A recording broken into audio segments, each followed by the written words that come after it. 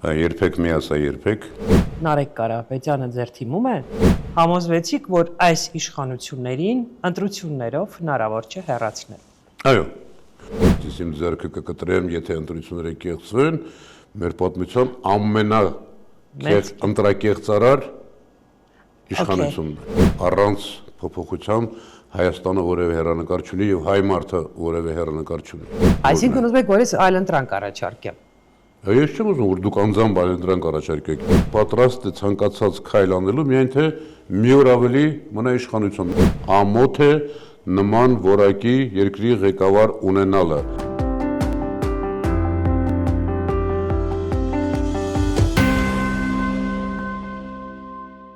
Ամիսներ առաջ քաղաքական գործիչներից, ընդդիմադիր քաղաքական գործիչներից մեկին հարցազրույցի ժամանակ հարցրեցի, արդյոք նա կվերցնի իր մանդատը, եթե հաղթի Նիկոլ Փաշինյանը։ Քաղաքական գործիչը պատասխանեց, որ ոչ։ Բայց վերցրեց մանդատը։ Ինչու վերցրեց եւ ինչու այն ժամանակ այդ հարցն ու պատասխանը խիստ տրամաբանական էին, այսօր կխոսենք դրա հետ։ Բարև ձեզ։ Այսօր իմ հյուրը Աղվան Վարդանյանն է։ Ողջույն։ Բարև ձեզ։ Պարոն Վարդանյան, շատ շնորհակալ եմ, որ ընդունել եք իմ հրավերը եւ մենք չենք կարող չսկսել մեր զրույցը հենց այս թեմայով, որովհետեւ մեծ աղմուկ էր, ինչու Աղվան Վարդանյանը իր խոստումը չկատարեց, խոստացավ, որ չի վերցնելու եւ վերցրեց մանդատը։ Ի վերջո ինչու վերցրեցիք մանդատը։ Ես այդ մասին մեկնաբանություն տվել եմ, գրել եմ իհարկե։ Ընդունում եմ, որ վատ ձևակերպում էր իմ ձևակերպումը, երբեք մի ասա երբեք։ Կարծում եմ շատ ավելի ճիշտ կլիներ, եթե ես այն ժամանակ ասեի, եթե իշխանափոխություն լինի եւ Նիկոլ Փաշինյանը չդառնա վարչապետ, այդ ժամանակ չեմ վերցնի մանդատը։ Բայց ունենք այն ինչ ունենք։ Այդ ժամանակ չէիք վերցնի, որտեղ անելիքը վերջացավ։ Այո, որովհետեւ արդեն փոփոխությունը կլիներ եւ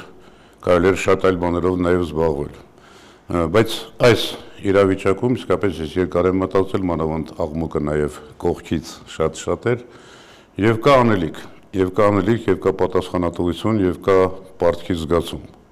Ասել եմ այդ մասին։ Հանկարծ պարզվեց, որ ինչ որ մարդիկ շատ են ուզում, որ ես խորհրդանում չլինեմ։ Դա ինձ զայրացրեց, որովհետեւ ձեզ ինչ էլի այսինքն։ Ի վերջո Աղվան Վարդյանը որոշակի ճանապարհ անցած կենսագրությունով անհատ է եւ իր ամբողջ կենսագործունեությունը եղել է գոնե վերջին տարիներին այս իշխանության դեմ։ Տեսեք, ես 30 տարի դաշնակցական եմ եղել։ Բայց երբ եկավ Նիկոլ Փաշինյանին ընտրելու ժամանակը 18 թվականին, ես իմ խղճին համոզմունքին չէի կարող դեմ գնալ եւ մանդատից հրաժարվեցի, որպեսզի չքվեարկեմ Նիկոլ Փաշինյանին։ Այն ժամանակ դուք գնացիք բոլորին դեմ։ Այո, գնացի բոլորին դեմ եւ ապացուցել եմ, որ մանդատը իմ համար 10-րդական նշանակություն ունի, բայց վերցնելը այսօր իսկապես այդ պայքարը շարունակելն է եւ թիմի հետ, թիմի կողքին լինելն է։ Մենք դեռ կխոսենք ինչ վերցրեցիք ձեր մանդատը, պարոն Վարդանյան, ես ուզում եմ ձեր գրառումից մի փոքրիկ մեջբերում անեմ, հատկապես երկու մեջբերում եմ ուզում անել եւ ուզում եմ, որ դուք սա հավելյալ մեկնաբանեք։ Չէի արձագանքում այս երկար պաուզան անուն ունի։ Ոչ լոտության ստուգում, ստուգեցիք ոչ լոտությունը եւ ովքեր են ոչ լոտ ի վերջո։ Տեսեք, ինչ որ մարդիկ սկսեցին գրել, որ Վարդանյանը մարդկանց ոչիլ է անվանել, բացարձակ է, որևէ մեկին ոչիլ չեմ անվանել։ Ոչ լոտության ստուգումը ռուսական արտահայտություն է։ Проверка навшивость, тест навшивость։ Եվ միջանկյալ ասեմ, որ այս արտահայտությունը շատ տարիներ առաջ ես լսել եմ նախագահ Ռոբերտ Քոչարյանից։ Հիմա դուք պատկերացրեք 18 թվականին, երբ որ Ռոբերտ Քոչարյանը ապօրինաբար կալանավորվեց եւ քանի մարդիկ, որոնք Քոչարյանի ժամանակ աշխատել էին, Քոչարյանի կողքին աշխատել էին, Քոչարյանի շնորհիվ աշխատել էին, այս տեստը չանցան։ Երբ որ կողքից ինչ որ մարդիկ փորձում են հակադրել ինձ եւ ասել, որ Վարդայանը դրժել է խոսքը, բայց խոսք է գրել եմ նույն մեկնաբանության մեջ, բայց պարտքի գիտակցումը շատ ավելի կարևոր է։ Ովքեր են, ասենք, այդ մարդիկ, որ պետք է անցնեին այս ֆիգուրը հանդիմադիր դաշտուցեին։ Ես անուններ չտամ, անունների մասին չխոսեմ, իմաստ չունի, որովհետև այդ Ուզում եմ հասկանամ, հանդիմադիր դաշտից են, թե ամենատարբեր դաշտերից, որովհետև այսօր նաև հանդիմադիր համարվող շատ քաղաքական գործիչներ իրենց ամբողջ նպատակը դարձրել են ընդդիմությանը հարվածելը, քան թե իշխանությանը հարվածելը։ Որոշել են հարմարվել, որտեվ իրենց պատկերացմամբ Փաշինյանը հաղթել է եւ ուրեմն անհաղթ է եւ պետք է հիմա ինչ-որ մի ձևով հարմարվեն։ Նրանց մոտիվացիան ընդդիմությանը հարվածելու ոչ թե իշխանությանը ունի բազմաթիվ պատճառներ, իրենց տեղը գտնելու, իրենց ինքնադրսևորելու, դա նաեւ այդ ինթվարկած որոշ մարդկանց կամ որոշ լրագրողների հատվածը ուզում եմ որ դուք սա հատկապես մեկնաբանեք, որովհետև ամենից շատ հարցեր հենց այս հատվածն է ձեր գրառման մեջ առաջացրել։ Այս փուլում իմ պարտքն է լինել թիմի հետ, հատկապես Իշխան Սաղաթելյանի եւ Նարեկ Կարապետյանի կողքին։ Նարեկ Կարապետյանը ձեր թիմում է, պարոն Վարդանյան։ Երկու տարբեր նախադասություններ են։ Իմ պարտքն է լինել թիմի կողքին եւ իմ թիմը հաշտ է իմ որոշման հետ, խմբակցությունը, եւ կա երկրորդ առանցին նախադասությունը։ Հարցը տալիս են թե բայց ինչու Նարեկ Կարապետյանի կողքին։ Տեսեք, Նարեկ Կարապետյանը, նրա եղբայր Վահե Կարապետյանը, նրանց քույրը Լիլիթը, ես այդ երեք երեխաների կնքահայրն եմ։ Դեռ 90-ական թվականների վերջերին նրանց ես կնքել եմ Տաշերի նորակառույց եկեղեցում, հետո եւ Նարեկ Կարապետյանի եւ Վահե Կարապետյանի հարսանիքի քավորն եմ։ Նրանց հայրը Կարեն Կարապետյանի իմ ընկերն է,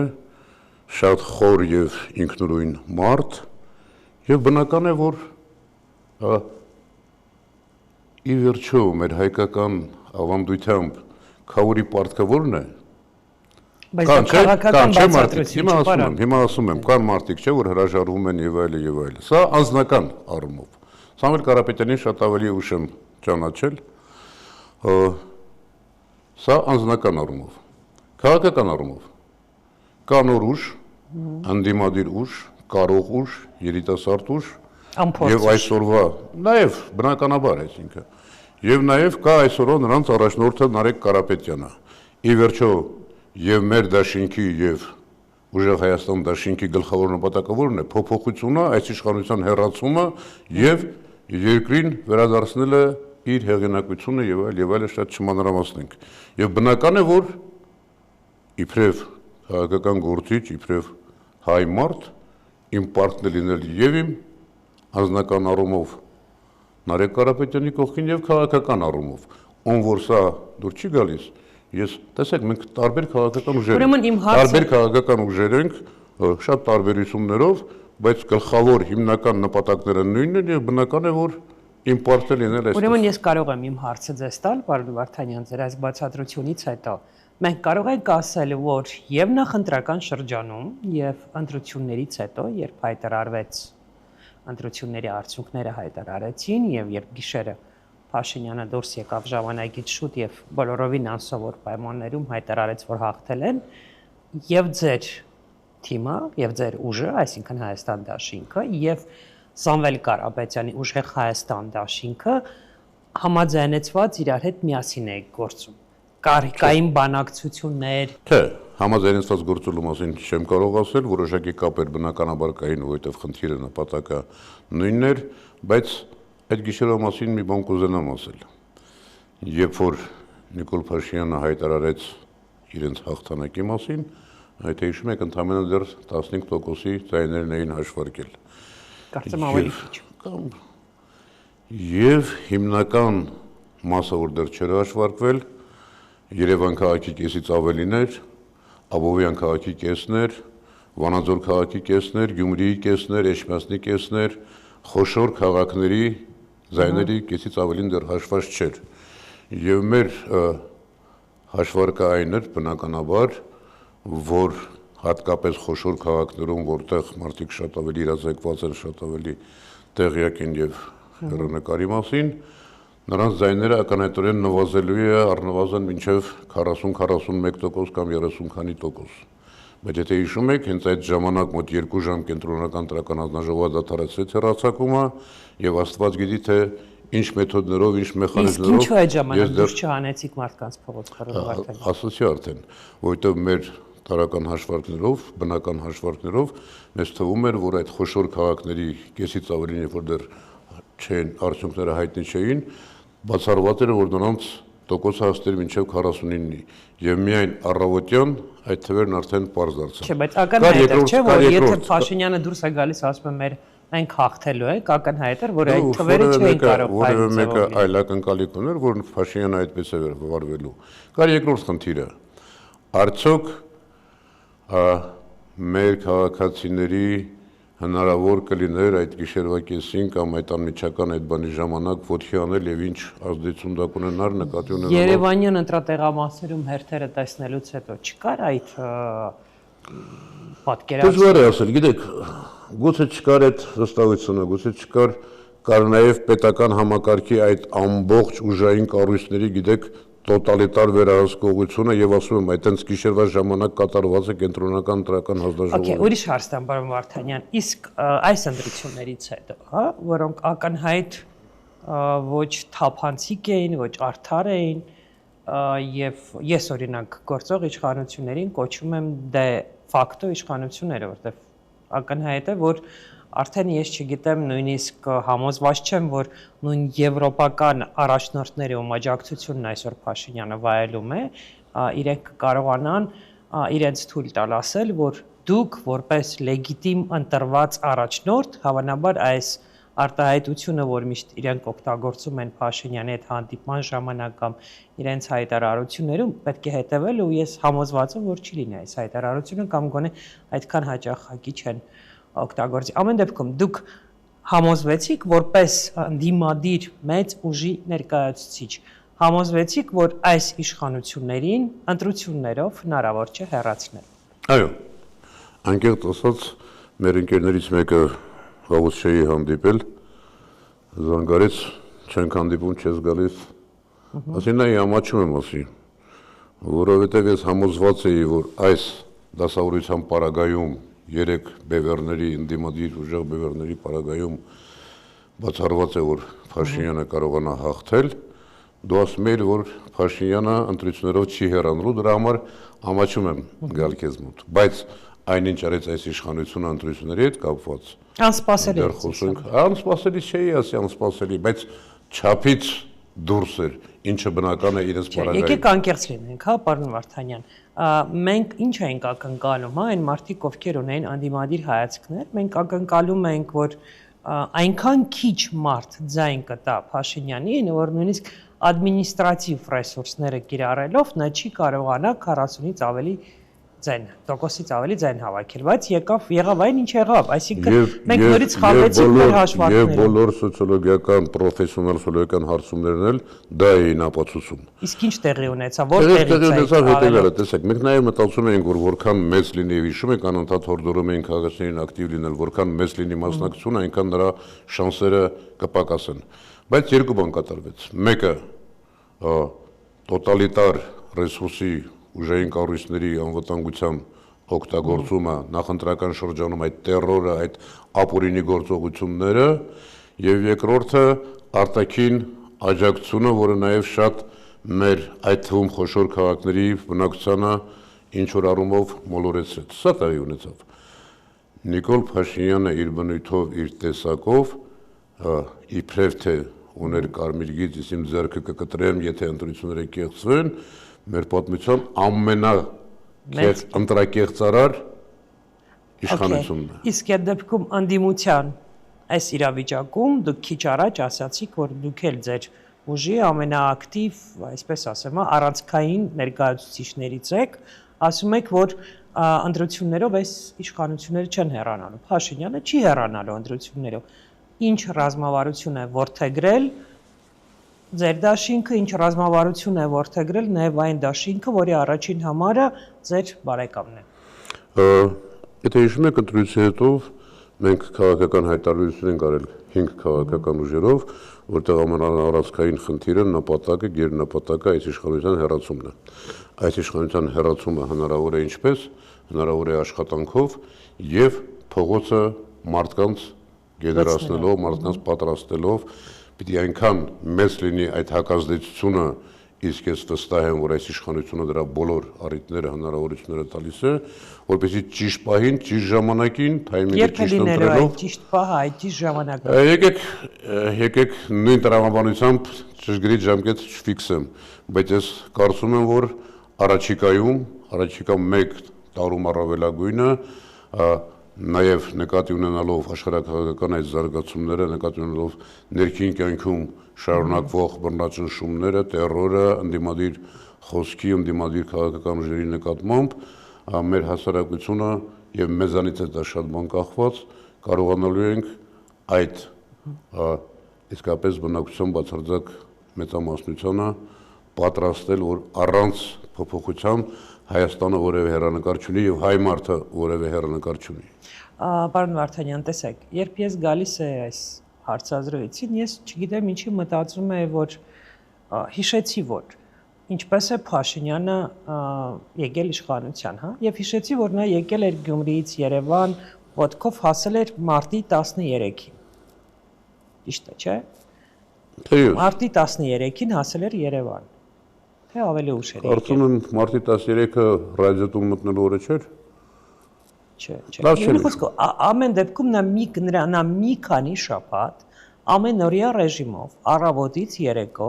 դուրս էր գալիս փողոց եւ եթե առաջին օրը նրա շուրջ տասնյակ մարդիկ են, երկրորդ օրը հարյուրավոր մարդիկ են եւ այլ եւ ի վերջո նա կարողացավ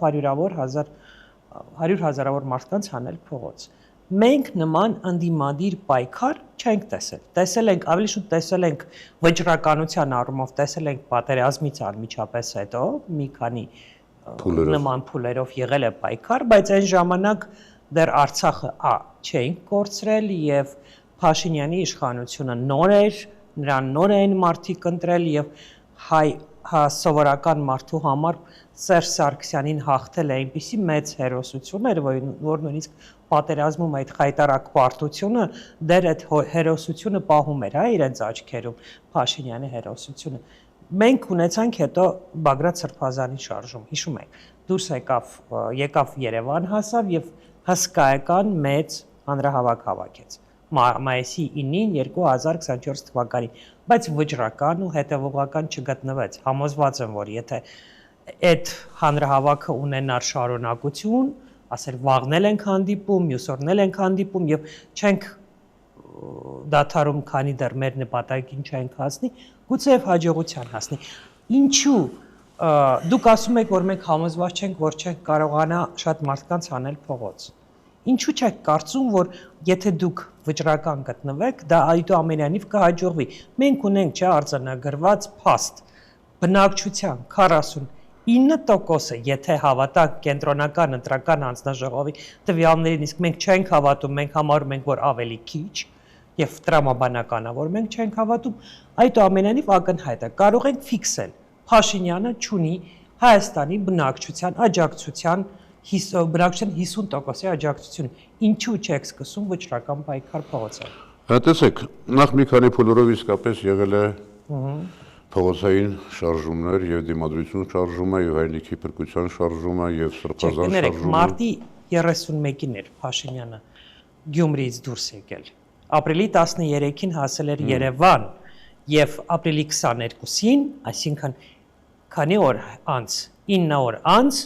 Սերժ Սարգսյանը հրաժարական էր տվել, բայց այդ 9 օրը նա ամեն օր հետևողական դուրս էր գալիս փողոց, առավոտից երեկո փողոցում էր։ Տեսեք, իսկապես մի քանի փուլերով շարժումները եղել են եւ ամենամեծ մասսայականությունը եւ դիմադրության շարժումը շատ եւ վճռական էր եւ ակտիվ էր, բայց միևնույն է չկարողացանք ամիսներ տևող ընթացքում այդքան ուժ գեներացնել։ Եվ երկրորդը սրբազան շարժումներ, ու իսկապես գրեթե նույնքան մարդեր ոչ պակաս հրապարակում, քան 18 թվականին։ Բոլոր հանրահավաքներին այդքան մարդ կար։ Վճռականության պակաս, տեսեք, ինչ որ բան սխալ եք հիշում, որովհետև Ես կարծում եմ, հիմա բաց այս մասին կարծում խոսել ենք նաև սխալ էր Նիկոլին ժամանակ տալը, որ 1 ժամից ժամանակ ենք տալիս հրաժարվելու եւ հետո խորհրդակցելու եւ այլ։ Վճռականության ու հերթականության շարունակական պետք է լինի։ Եթե չընդհատեք ես դրանից 1 ժամ տալուց հետո ավելի սպասելուց հետո Սրբազանը նաև հայտարարեց, որ հաջորդ առավոտյան նորից հավաքվում ենք։ Եվ սա այս նման հայտարարություններ շատ են եղել նաև դիմադրության շարժման ժամանակ եւ շատ դեպքերում բավական առավոտյան մարդիկ են հավաքվել, փողոցներ են փակվել, ընդհարումներ են եղել, բայց Սրբազան շարժման այդ հայտարարության, Բագրատ Սրբազանի այդ հայտարարությունից հաջորդ օրը երևի 1000 մարդ էլ չհավաքվեց հրապարակում։ Տեսեք, մարդկանց մեջ իհարկե դա կախված է նաև առաջնորդներից, դա կախված է նաև մինչև վերջ գնալու պատրաստակամությունից, իշխանության համար պատրաստ լինելու, իշխանության համար, ոչ թե գործ անելու համար, ոչ թե պետականության համար, Նիկոլ Փաշինյանի մտասևեռումներից։ Ցավոք մեզ չհաջողվեց շարունակականությունը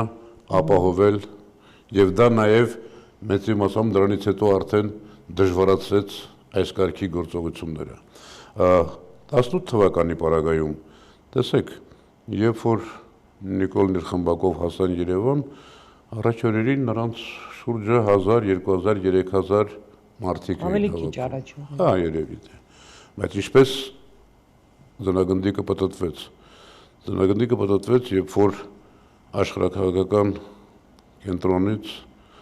ՀԿ-ներ եւ այլ տարբեր մարդիկ կարծում եմ հստակ ազդակներով միացան այս շարժմանը, դա հիմնականում արևմտյան ուղղություններ եւ տեսեք ինչ ասել եմ այս մասին ես հանկարծ Ռուսաստանն էլ տեսավ, որ ձնագունդը մեծանում է եւ հնարավոր է իշխանապողություն եւ որպեսզի այդ իշխանապողությունը ամբողջովին չգնար մեկ ուղղությամբ, այսպես ասած թավշյա հեղափոխությունների ճանապարհով փորձեց ինքն էլ ներկայություն լինել, որպեսզի ինքը անմասն չմնա հաջորդ իշխանության հետ աշխատանքին։ Շատ լավ հիշում եմ։ Եվ այդ առումով նաև հետո արդեն բազմապատկվեց, հասավ մինչև հրապարակում 80000-ի, նաև գյուղերում էին ճանապարհներ փակում, սա եղավ։ Բայց արձանագրենք, որ դուք ասում եք փաստորեն, որ Նիկոլին հաջողվեց հեղափոխություն անել, որովհետև ուներ սկզբից Արևմուտքի աջակցությունը, հետո էլ Ռուսաստանի, ես ճիշտ եմ հասկանում։ Այո, աջակցությունը չասեմ, որպեսզի անմասն չմնա հաջորդ իշխանության հետ աշխատանքից։ Ստացվում է, որ ոչ մի ձևով Փաշինյանին հնարավոր չի հեռացնել իշխանությունից, քանի դեռ նա ունի Արևմուտքի եւ Ռուսաստանի աջակցությունը։ Եկեք այսպես անենք, ես մշտապես համոզված եմ եղել, որ բնականաբար Ռուսաստանն ունի իր շահերը, Արևմուտքը ունի իր շահերը եւ իրենց խնդիրը ոչ թե հայությունն է, ոչ թե Հայաստանն է, իրենք իրենց աշխարհաքաղաքական նպատակներն են։ Բայց մեր խնդիրներն են։ Եթե հայ ժողովուրդը իսկապես կարողանա այնպես կազմակերպվել եւ ընդդիմադիր գործիչները կարողանան հասարակության այնպես աշխատել, որ հասարակության մեծամասնությունը այս դեպքում տեսեք արդեն մեծամասնությունը չունի 49% ընդամենը որոշի, որ փոփոխություն է անհրաժեշտ։ Եվ Արևմուտքը, եւ Ռուսաստանը, եւ բոլոր աշխարհական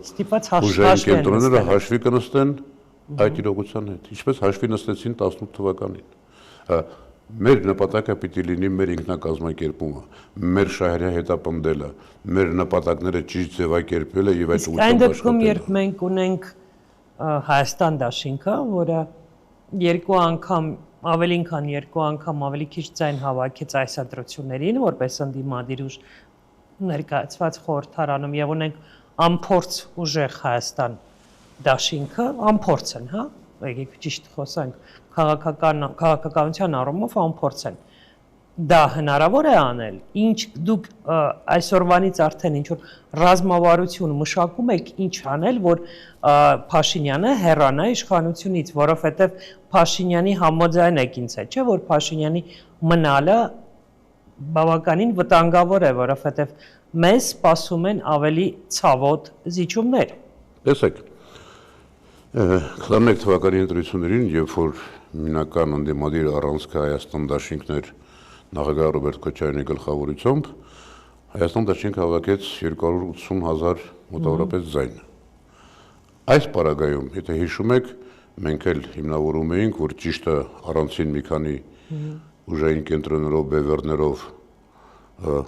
գնալն ընտրություններին եւ ընդդիմությունը միասին հավաքեց Հայաստան դաշինքը ուժեղ Հայաստանը մոտ 550,000 ձայն, այսինքն երկու անգամ ավելի քան 21 թվականին Հայաստան դաշինքը։ Ծառուկյանին հաշված։ Դեռ խոսում ենք Ծառուկյանին էլ հաշված, դեռ չխոսենք թե ինչպես սրանք իսկապես ուղղակի մեր քաղաքացիների 60,000 քաղաքացիների ձայնը ուղղակի խլեցին։ Մի նպատակով, որպեսզի իրենք ունենան 3/5-րդ։ Նման ընտրակեղծարարություն, նման բացահայտ արհամարանք քաղաքացիների ընտրական իրավունքի հանդեպ երբեք չի եղել։ Եվ նրանք ցանկեցին նաև ընդդիմությունը ըստ ձեզ արժանի ձևով է արձագանքում։ Ես տեսնում եմ ինչ է ամեն օր կատարվում օրինակ նույն Ծառուկյանի շուրջ, Ծառուկյանի գործարանների, հյուրանոցների, չգիտեմ, պարզապես on-line ռեժիմով ապօրինաբար այդ մարդուն զրկում են իր հարստությունից։ Եվ բոլորը նայում են ու ոչինչ չեն անում։ Ես չեմ համարում, որ ինչ որ հայտարարություններ կամ մի քանի տասնյակ մարդիկ, որ հավաքվում են դատարանների առաջ երբ բերում են Ծառուկյանին ձեռնաշղթաներով, դա բավականին կամ ադեկվատ արձագանք է։ Ինչու է այդպես։ Ես ուզում եմ հասկանալ, ինչու է այդպես։ Տեսեք, որ այս ամենասարսափելի ընտրակեղծարարության մասին եւ խոսել ենք եւ կենտրոնական ընտրական հանձնաժողովի առաջ այդ ամեն ինչը հավաքվել են ճիշտ է փոքրաթիվ մարդիկ, բայց սա է իրականությունը։ Եթե կա այլ ներգործության ձև, երբ որ մեր խնդրումը որն է, տեսեք, իշխանության փոփոխությունը չափազանց դժվար է, եթե այդ իշխանությունը պատրաստ է իշխանության համար գնալ ցանկացած քայլից։ Մենք ինչ ունենք այսօր։ Մենք ունենք մի իշխանություն կամ մի անձ, որը ունի բացարձակ իշխանություն, դատախազություն, ոստիկանություն, քննչական մարմիններ, ազգային անվտանգության ծառայություններ, ներքին զորքեր, արդեն ազգային գվարդիա եւ մոնոպոլացրել է մեկ մարդ ամբողջ իշխանությունը եւ պատրաստ է ցանկացած գնով բռնաճնշումների, քանի քաղաքապետարյալ ունենք մենք այսօր Հայաստանում։ Տեսեք, եկեղեցու հանդեպ վերաբերմունքը եւ ձերբակալությունները։ Որովհետեւ բոլորս հաշտ առավոտյան Facebook-ը բացում ենք, տեսնում ենք այսօր էլ Նարեկ Կարապետյանի տանը ուզում եմ հասկանալ ինչ տրամաբանությամբ են առավոտ շուտ գալիս մարդու տունը խուզարկելու։ Ես ուզում եմ հասկանալ մենք ինչ ենք հանգիստ դա։ Նրանց գործողություններում տրամաբանություն գտնել։ Եթե դուք նայեք մի դիտանկյունից, որ Նիկոլ Փաշինյանի համար մեր գործերում տրամաբանություն գտնել, պարոն Վարդանյան, ես ուզում եմ հասկանալ Հայաստանի քաղաքացիները ինչ ձևով են արձագանքում եւ ինչքան երկար է տևելու այս ժամանակաշրջանը, երբ մենք պարզապես հետևելու ենք, թե ինչպես են ապօրինություններ անում մեր երկրում։ Հայաստանի քաղաքացիներ ենք նաեւ ես եւ դուք։ Դրա համար եմ ասում։ Եվ մեզանից յուրաքանչյուրը փորձում է անել ինչ որ կարող է։ Տեսեք, նույն ընտրությունների հետ կապված 26 թվականի Հայաստան դաշինքի համար Ռոբերտ Քոչարյանի համար պարզ էր, որ եկել է նոր ուժ, թարմ ուժ եւ ակնհայտ է, որ մենք առաջին ջութակի դերում չենք լինելու։ Բայց ի պատիվ նախագահ Քոչարյանի ինքը նորից մտավ ընտրապայքարի մեջ, գիշեր-ցերեկ աշխատեց, որպեսզի հնարավոր լինի այս փոփոխությունը, չէ՞։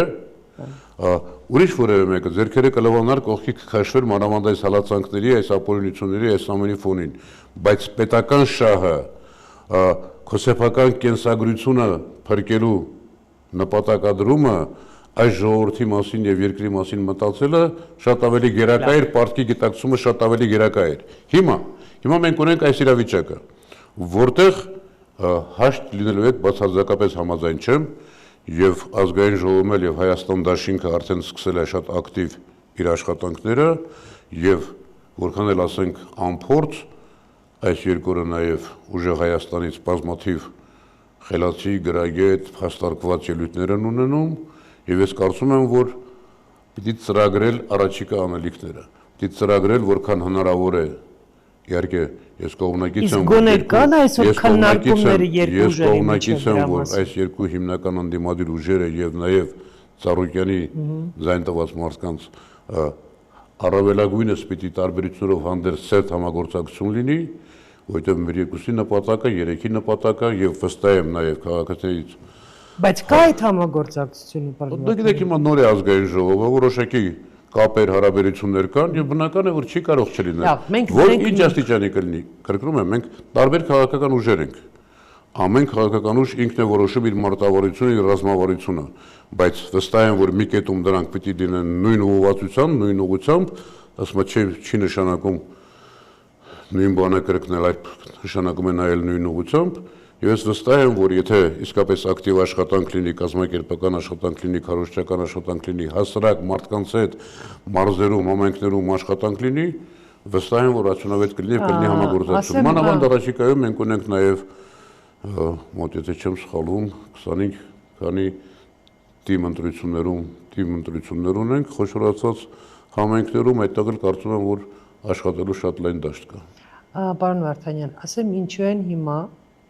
հայաստանցիները քննադատում անդիմադիրներին, անդիմադիր ուժերին, հա? Հիմնականը ինչ են ասում։ Ասում են, որ նախընտրական շրջանում, ընտրություններից մի ամիսներ առաջ, տարիներ առաջ,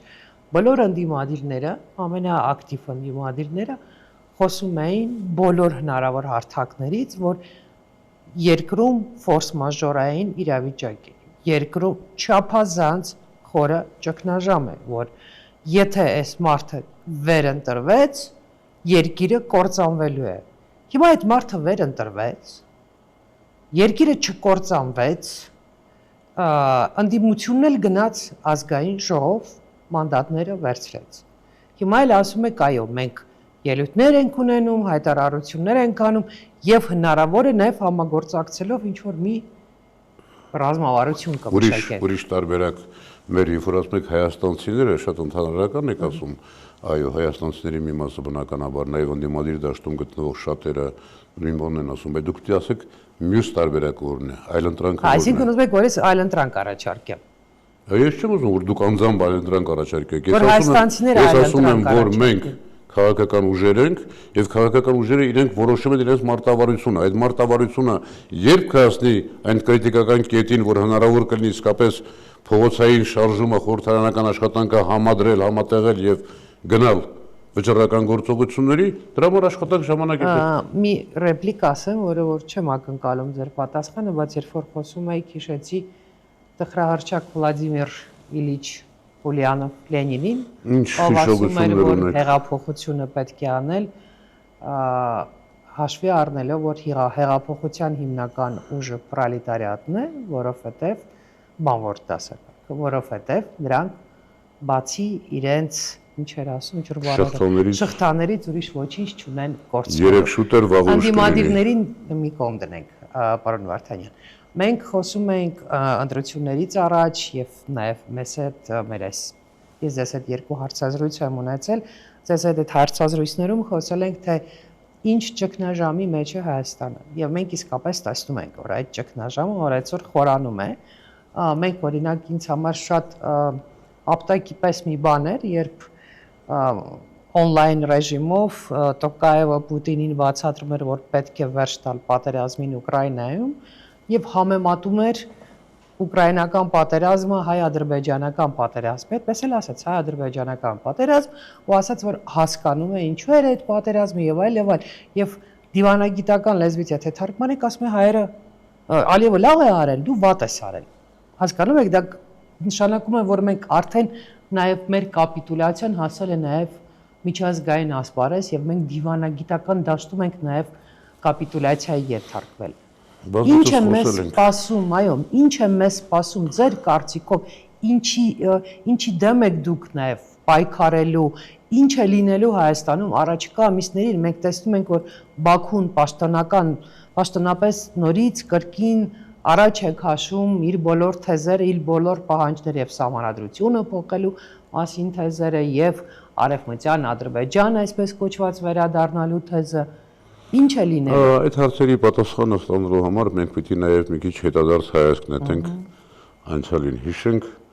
Նիկոլ Փաշինյանի հռետորաբանությունը 18-19 թվականներին պատերազմի ժամանակ, 40-րդ պատերազմի ժամանակ։ Ինչ մենք մեզ պարտված չենք։ Չէ, բացի դրանից Թուրքիայի հասեին, Ադրբեջանի հասեին, Թուրքիան գալիս է նորից ցեղասպանություն իրականացնելու, եվրոպացիները զգուշացեք Թուրքիան վաղ հայտնվելու է Վեննայի պատերի տակ, Ադրբեջանի հասցեին եւ այլը եւ այլը։ Եվ այդ հռետորաբանությունը համեմատեք այսօրվա հետ։ Ինչ է կատարվել։ Այդ մարդը վերջերս հայտարարել է, ասել է, որ ես 19 թվականին, որ Ստեփանակերտում հայտարարեցի Արցախը Հայաստանը եւ վերջ, դրա շնորհիվ մոտավորապես ճշգրիտ չեմ ձևակերպում, մենք հասել ենք այս կետին եւ սա լավ կետ է։ Լավ կետ է, Արցախը չկա, տասնյակ հարյուրազարավոր արցախցիներ էթնիկ զտման են ենթարկվել, Ադրբեջանը Հայաստանի զորքերը Հայաստանի տարածքում են, Արցախի ռազմաքաղաքական ղեկավարությունը Բաքվի բանտերում է արդեն 3-րդ տարին, Ադրբեջանը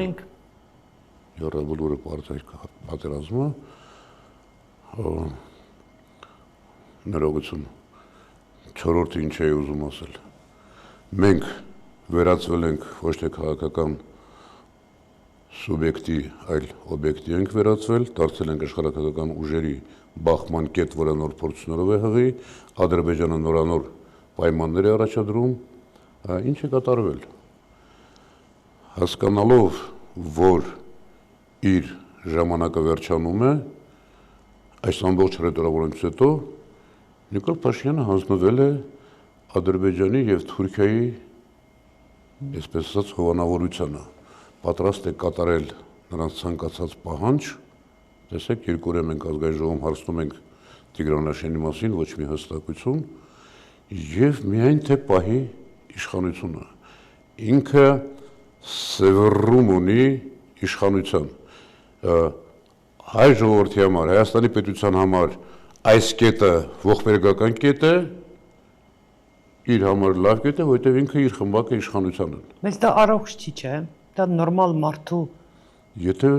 նորմալ մարդու։ Տեսեք, ես ասում եմ, նա հանձնվել է։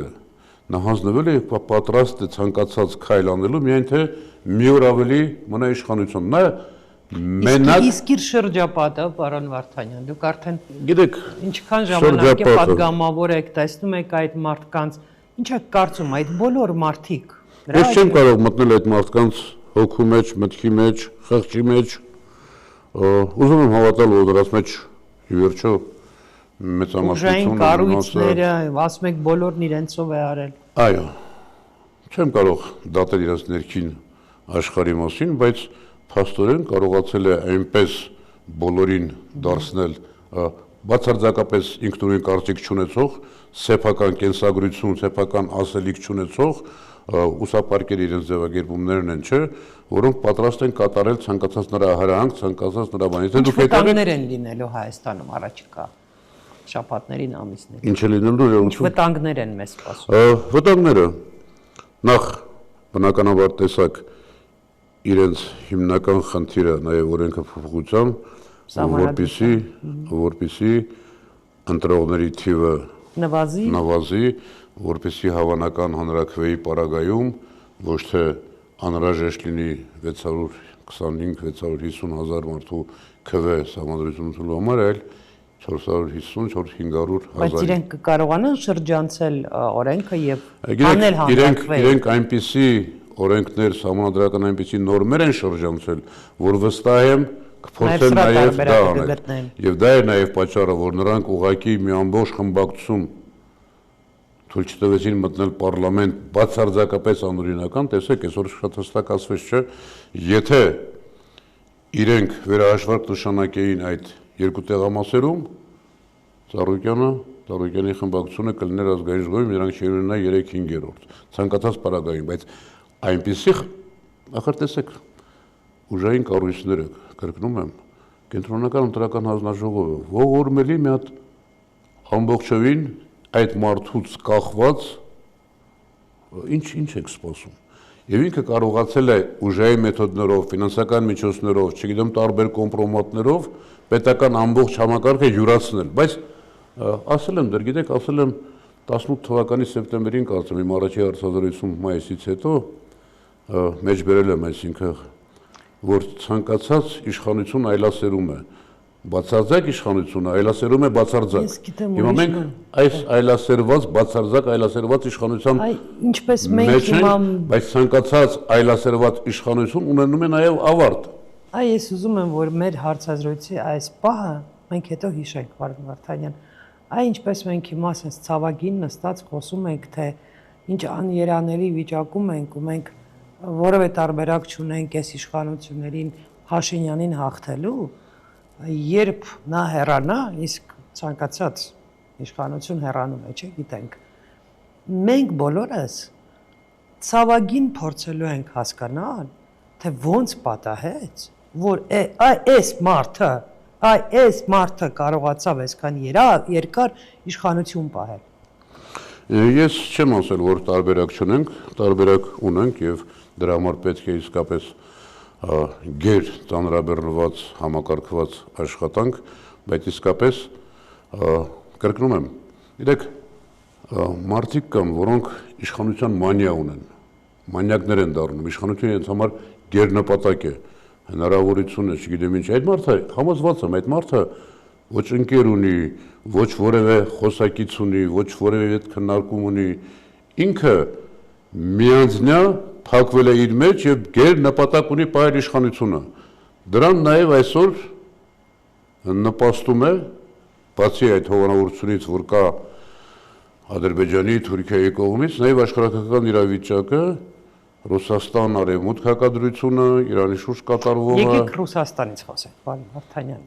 Իմ խորին համոզմամբ։ Եկեք Հայաստանից խոսենք, Ռուսաստանից։ Չէ, հայ-ռուսական հարաբերություններից խոսենք եւ Պուտինի հայտարարություններից։ Իմ խորին համոզմամբ այս ընտրություններում հավելյալ մի 5% Փաշինյանը ստացել է Պուտինի միջամտությունից հետո, որովհետեւ երբ որ դու Հայաստանի բնակչությանը ասում ես, որ գնացեք հանրաքվե արեք եւ որոշեք դուք ուր եք ուզում գնալ Եվրամիություն թե Եվրասիական միություն, հենց այդպես հասկանում եք, չի ասում գնացեք հանրաքվե արեք եւ ասեք դուք ուզում եք Ռուսաստանի հետ մնալ, թե ուզում եք Եվրամիության հետ լինել, թե դա էլ է հարցականի տակ, պարզ է, չէ՞ որ ինչ հանրաքվեն լինի, ինչ պատասխան պետք է լինի, որ ողջամիտ մարդը Հայաստանում բնակչության որ ներկայացուցիչը կգնա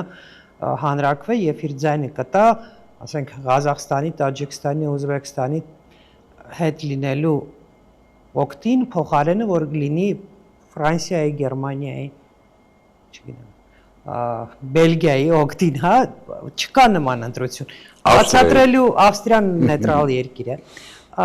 Մենք ենք մեր սարերը ֆիլմից ուղղակի Ավստրիան հիշեցի։ Պետք է հասկանալ, ասենք մարդկանց պետք է բացատրել, որ ոչ ոք ձեզ Եվրոպա չի տանում։ Եվրոպան ձեզ չի սպասում։ Մաքսիմալը ինչ կարող է ձեզ Եվրոպան առաջարկել, ինչպես երեք իտալական մամուլներ գրել, որ հնարավոր է որ Հայաստանում ստեղծվեն կենտրոններ, որտեղ Եվրամիությունից արտաքսված միգրանտները, ապօրինի միգրանտները կտեղակայվեն։ Մաքսիմումն է ինչ կարող է առաջարկել, ոչ ձեր կարողացան ծաղիկը գնել, ոչ այլ եւ ոչ չկա նման բան, հա։ Սա բարդ է, բայց Պուտինը այնքան վստահ էր դա ասում, որ մարդիկ գասցին գնանք Փաշինյանին ձայն տանք, հանկարծ մենք նորից չհայտնվենք։ Տեսեք, այս ընտրությունների արդյունքների վրա համոզված եմ, որ էական, չգիտեմ, 5%, 7%, 3% ազդեցություն ունեցավ նաեւ արևմուտքի օղակի աներևակայելի աջակցություն, հատկապես Միացյալ Նահանգների կողմից։ Եվ Միացյալ Նահանգների եւ Եվրոմիության այդ տասնյակ երկրների ներկայությունը, եւ Թուրքիան, Ադրբեջանն արդեն պարզ է։ Իրենց համար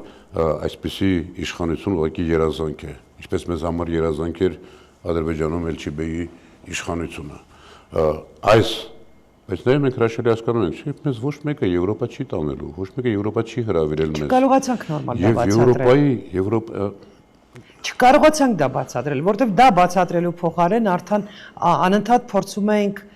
հիշեցնել, վայ Պուտինը տեսեք ինչ է ասել։ Տեսեք,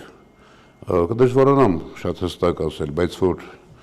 արտաքին միջամտությունը, արտաքին հովանավորությունը դեր կատարեց, համաձայն եմ։ Ռուսաստանի բարական պիտի հասկանանք, այսինքն Ռուսաստանը մեր,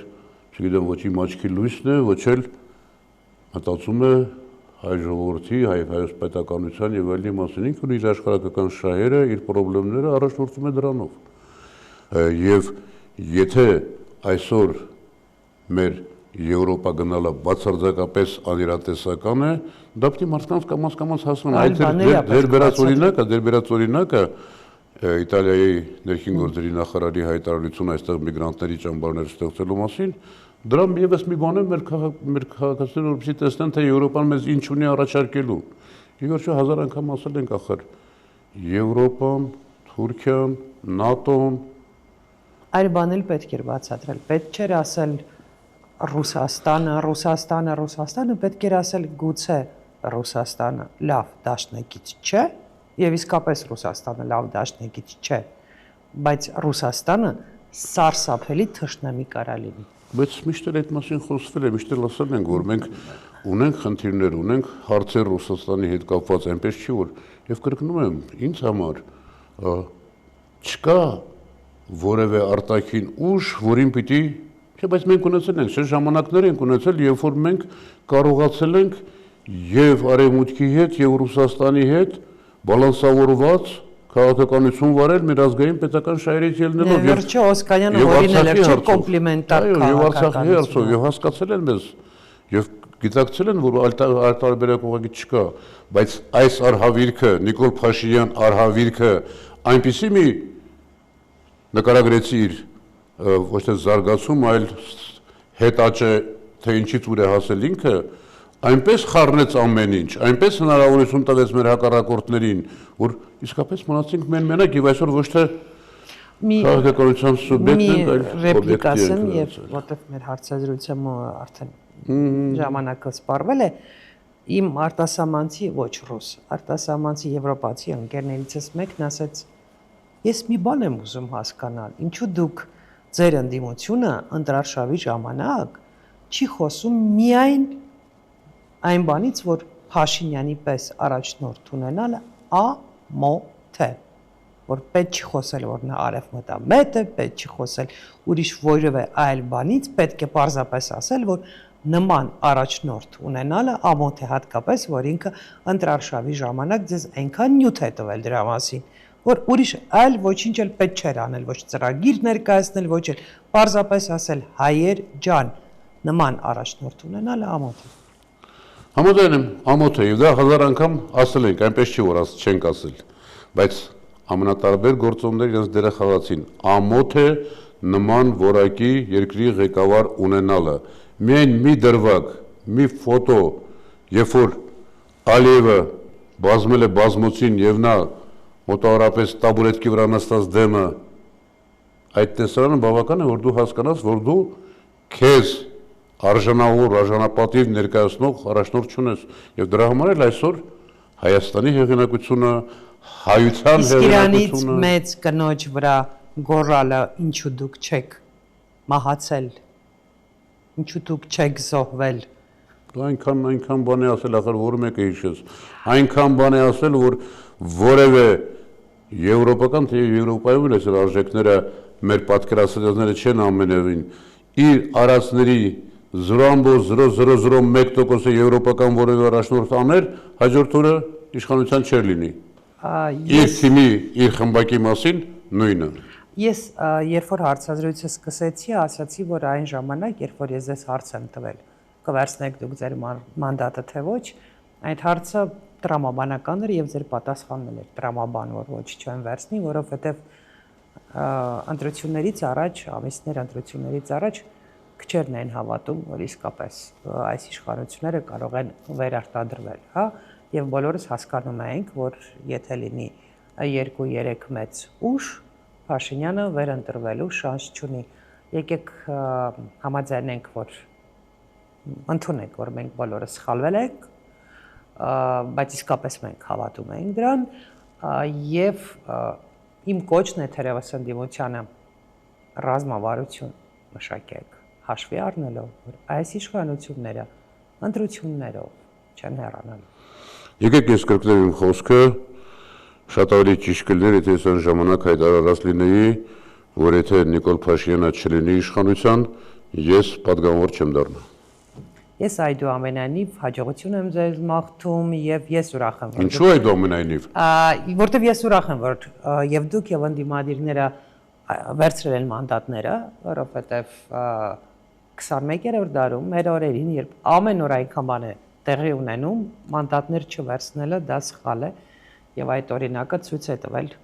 Վրաստանը, թե առաջին այսպես էմոցիոնալ պորտկումը, որ պետք չէ, մի գնացեք, մի վերցրեք մանդատները, որ չվերցնեիք պայքարի ավելի քիչ տեղ ու ավելի քիչ հաշվարկ ունենայիք։